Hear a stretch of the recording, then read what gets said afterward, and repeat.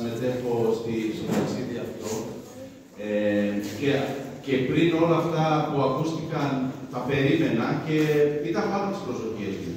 Καταρχήν ήταν σεμινάρια εκπαιδευτικού χαρακτήρα, για μας τους εκπαιδευτικούς, οπότε ήταν ένα ντάμωμα εκπαιδευτικών από όλη την Ευρώπη.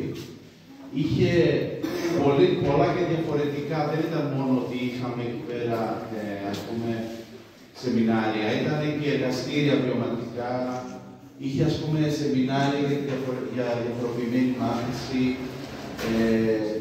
είχε για τα soft skills, ίδιες δεξιότητες, και σε μια κοινωνία που μετασχηματίζεται σε λίγο καιρό, ας πούμε, μνήμη του ανθρώπου, όλο και λιγότερο θα τη χρησιμοποιούμε και αυτό θα έχει αντίκτυπο στα παιδιά του.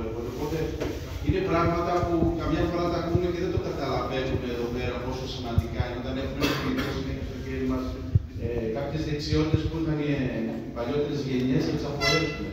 Οπότε με πολύ οργανωμένο τρόπο έγιναν σεμινάρια πνευματικού χαρακτήρα.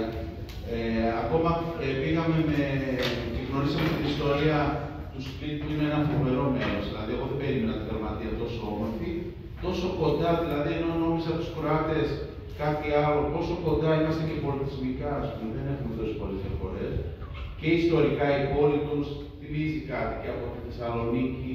Υπάρχει ένα παλάτι εκεί το Διοκλητιανό που χρησιμοποιήθηκε και σε μια σειρά το Game of Thrones, που πολλά παιδιά γνωρίζουν. Απίστευτη ομορφιά, αλλά πώς το διατηρήσανε και πώς το πουλάνε κιόλας. Έχει πολλά πράγματα. Και οπότε είχε πράγματα που εμείς ως εκπαιδευτικοί μπορούμε να εφαρμόσουμε στην πράξη. Θα δώσω το λόγο στην κυρία.